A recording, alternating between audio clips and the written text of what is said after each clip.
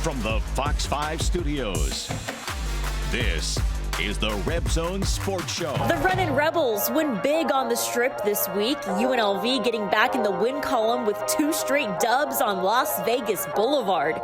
Mike Nuga was the hottest show on the Strip Wednesday night, putting up his best game of the season as the Rebels return to their winning ways.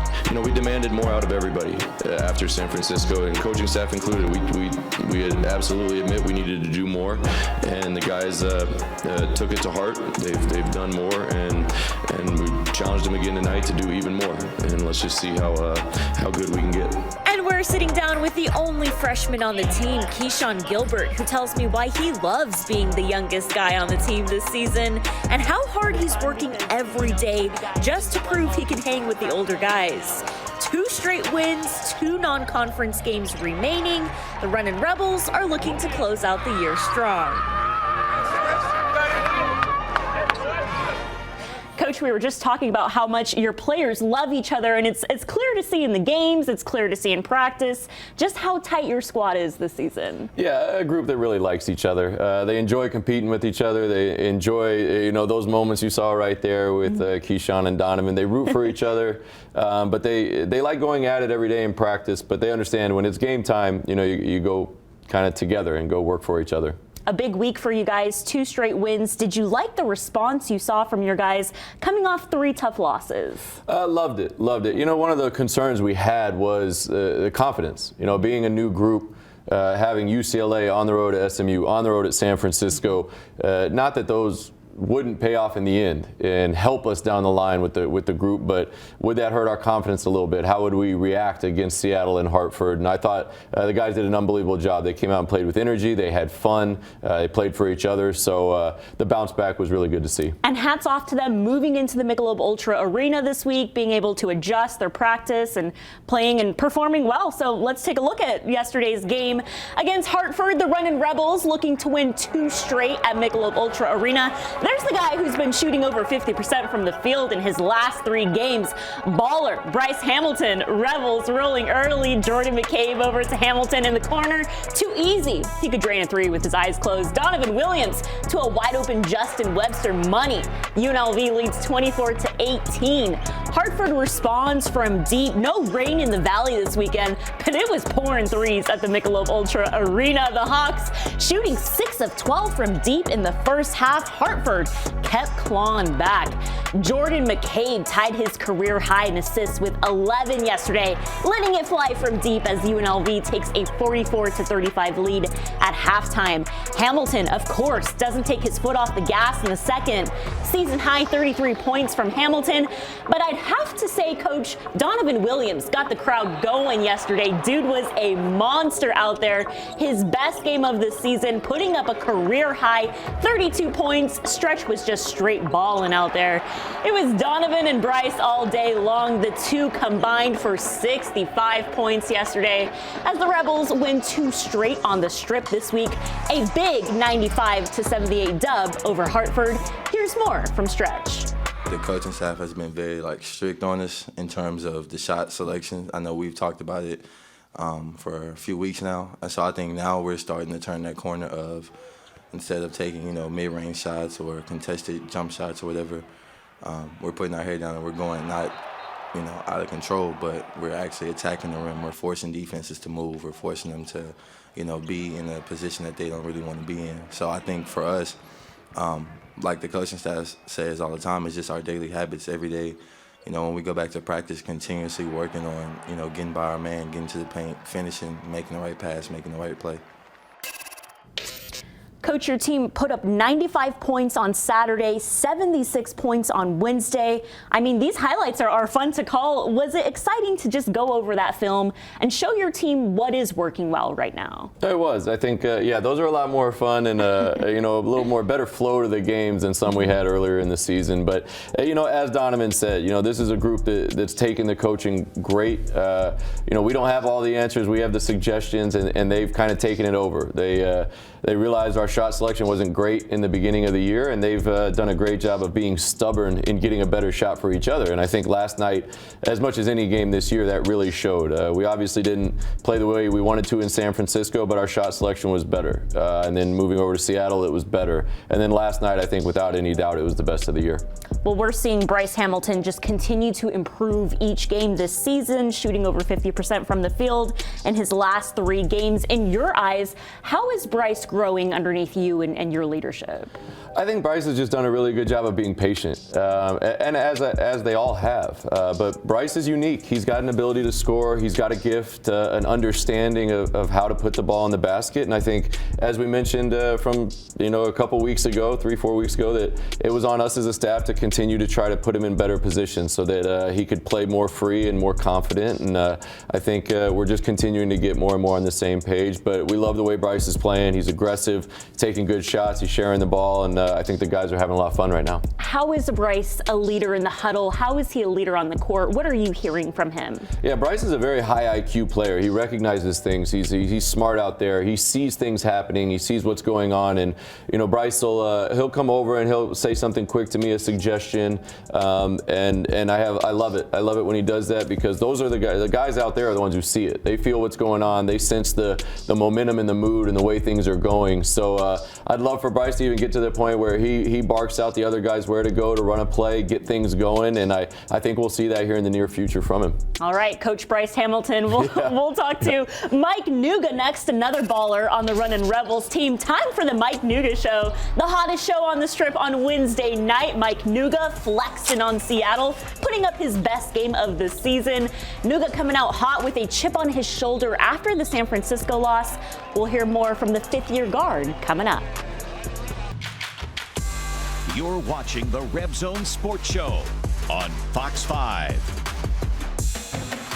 Let's take it back to Wednesday night. The hottest show on the Strip was Mike Nuga. The 5th-year guard was fuming after their San Francisco loss, so he came out with something to prove, coming out with some major heat.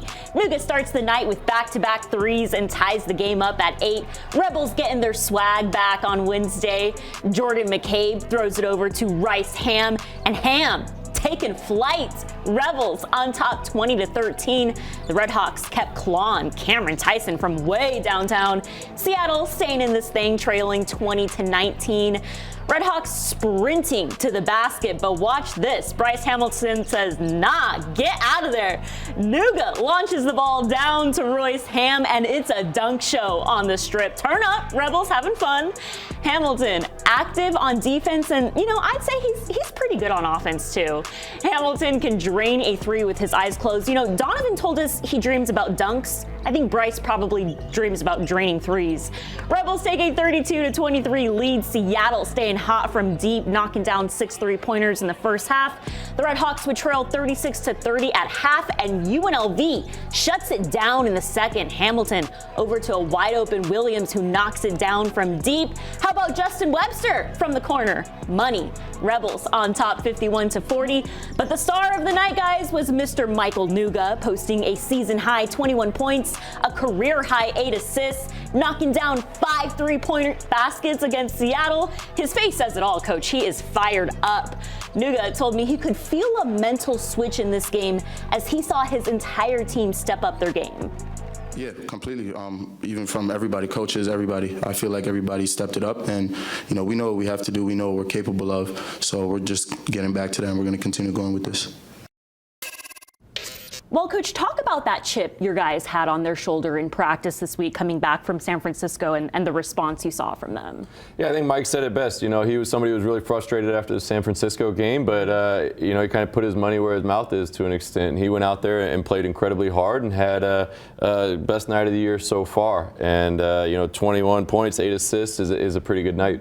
Nuga and his expressions, I loved it. How does he fire up your locker room? Oh, he's just exciting. He's a fun person to be around. He's a fun teammate to have. He's always in a good mood. He's always smiling. He always has a lot of energy. Those things that you really build your culture around are guys and players like Mike Nuga. Yeah, well, I want to talk about Vic Walker. We only saw him for about 5 minutes in that first half, but he had an impact right away. I mean, on defense, he's all over Seattle. What were your impressions about Vic in his first couple minutes out there? Yeah, Vic's another guy, a lot of similarities to Mike, always happy, having fun, playing hard. I think as much as anything, those are two guys that are going to play extremely hard. And when Vic was out there, his group gave up 0 points in the 2 segments he was out there. And but I think that's just a tribute to the way he plays. He plays every play hard. He plays for his teammates. He battles for them, and his goal is winning. And I thought it was as good of a first impression in a first show that you could have. I know he's still dealing with his shoulder injury, but what potential does he have? I think fans are eager to see his play and his style. Yeah, I think Vic is just unique. He's somebody that can guard all 5 positions, and he even did that at the Big 12 level. And that's something that you can really use strategically. When you've got a guy out there that can guard multiple positions, there is no mismatch for them with him. And again, he's a very unselfish player. He plays for his teammates, and he shares the ball, and he rebounds like crazy. But at the end of the day, he just plays really hard, and I think that's what makes him successful. Well, Vic and Mike both out on Saturday. Are they taking a step forward, playing on Wednesday? Does that give you guys a little bit more time to get them back healthy? It does. These next 2 games in the non-conference being the way they are with the schedule, I don't think we've had a stretch like this so far. So, it gives them a little more time, get some more treatment, get more time with Brian Lindell. But as much as anything right now, we're going to make sure we don't do anything that could be long-term for them. So if that means they're not playing here in the immediate future, it's because it's what's best for them. Right. Got it. All right, Coach. Can't wait to see them balling out and healthy and get ready for conference play on January 1st against San Diego State. But we're hanging out with the only freshman on the squad this season, Keyshawn Gilbert, who was a little shy, but he's definitely not shy on the basketball court, even when he's the youngest guy out there. We'll get to know more about Keyshawn coming up. You're watching the RebZone Sports Show on Fox 5. Hello, welcome back. Well, I've sat down with the Big 12 transfers earlier this offseason, got to know them a little bit better, but this is my first sit-down feature with a Runnin' Rebels player, and we're talking to the only freshman on the team, Keyshawn, who was a little shy with me, but Coach, when he's warming up and he's out there with his teammates, he's having so much fun, but you tell me, he's kind of a shy guy because he's maybe the only freshman. Yeah, I think he's a little shy and he doesn't talk a lot, but I think you said it best. That's his comfort zone, being out on the court with his teammates and with the ball in his hand. I mean, what growth have you seen from him in just the non-conference schedule, being the only freshman and having that maturity? Well, I think his biggest growth has been in his maturity, without question. In the summer, he'd be frustrated and he'd let it kind of fester and carry it for a little bit, but he's done a really good job of taking a deep breath and calming down when something doesn't go the way he wants it to go. But he's still frustrated. He's still young in a lot of areas, but no, I think that's one area where he's made as much growth as he can possibly make. I know he was a little shy with me, but I pulled it out of him a little bit. I got him to smile and laugh a little bit. But let's go to our sit down and know more about Keyshawn.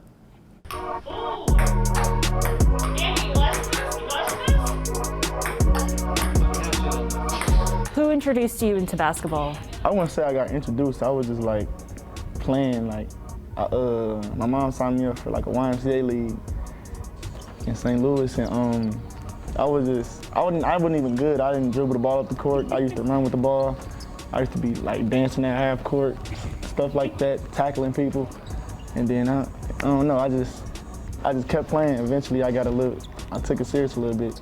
Growing up in St. Louis, is there a certain basketball player you looked up to growing up, or someone that kind of paved the way for you? I always looked up to my big brother, Keyshawn Gilbert, and he was always good, and I always looked at him and I wanted to do what he did, do things that he did. Did he go on to play basketball somewhere? Yeah, he played. We played at the same high school. I played at Vashon 2 years. He won 2 state championships, and he played at Central Missouri right now. Well, what has it been like your freshman year here at UNLV? How has it been for you? It's been fun, just going through experiences and learning every day. It's been real fun, a lot of learning. The first day you got here was just foot on the gas. You guys have been working ever since. What expectations did Coach have for you when you got here? You play a big role on this team as a freshman. They honestly told me they didn't know what to expect from me, but when I came in, I told myself that I was going to just try to prove myself. Being that I was only freshman, I was just going to try to come in and prove myself, prove that I could play with older dudes. Do you like being the youngest guy out there? Yeah, I do. I actually do. Is it fun because, maybe guys think of like, oh, he's just a freshman, That's the funny part. Yeah. A lot of people, I know a lot of scout teams like that, and people scout him, he's just a freshman.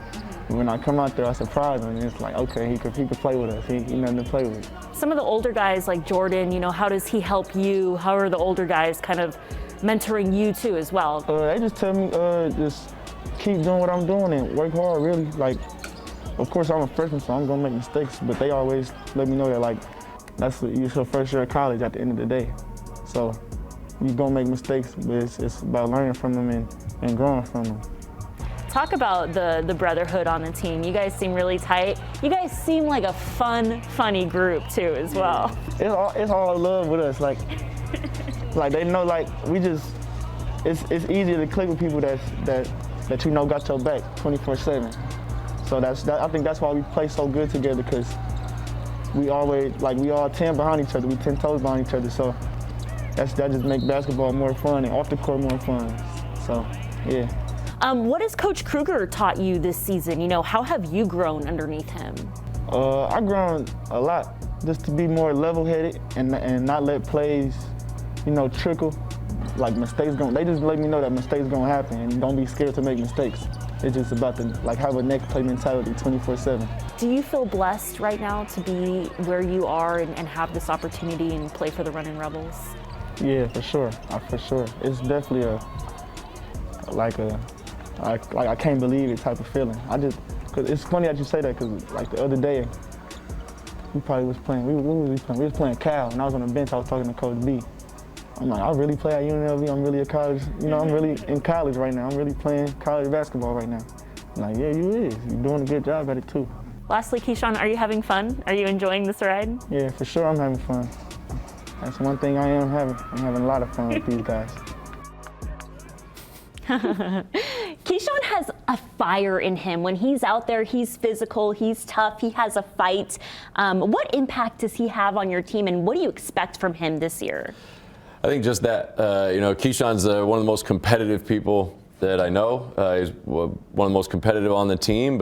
And like you said, you asked him if he's having fun. I think he has fun by competing and fighting and getting better and winning and just kind of playing with those guys and in a team atmosphere. So no, we just pat him on the back, and just watching him get better is about all we can do right now, because he's very self-motivated. Are you proud of how quickly he's been able to learn and pick up your system just being a freshman? I am. And Keyshawn, the only time he gets in trouble is because maybe he presses a little too much, or he just kind of tries to take that one step that he doesn't need.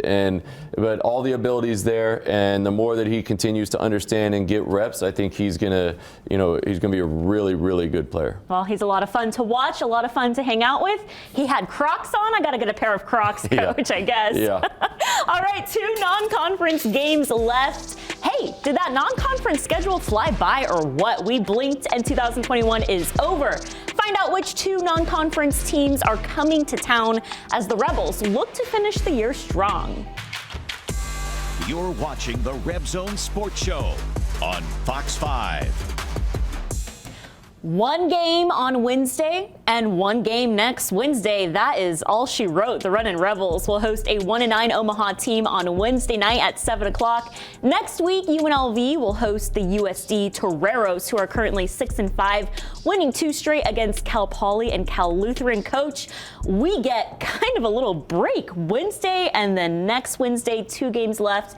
We were just saying it's kind of nice to take a breath for a second. A little bit, yeah. I mean, it's been fun. The guys with the games are the most fun, of course, but it'll be nice here to catch our breath a little bit. 2 games going into the Christmas break before conference starts. And is it important to have this break right now for your team that's kind of banged up? It is, especially with us. It's having these guys that have kind of gone in and out of the lineup, and that's why I'm proud of the guys. It's been like they've had a new team each week, asking guys to do different things each day in practice and in games is tough. So for them to have this time here, get 2 more games before the break, hopefully we can get healthy. How important is it to win these last 2 and carry that momentum into San Diego State on New Year's? It's imperative. You know, we played much better this past week, so we're going to show them that and show them what's working for them, and just try to continue doing that, because these 2 games are big for us in momentum and confidence, and gives us 2 more opportunities to go out and get better and figure things out before San Diego State. Do you feel like practice will be more aggressive this week? Guys will be more alert just because you're coming off 2 wins? I think so, and at this point, you know, the guys are better understanding of what we're asking as a staff, and we're a better understanding of what they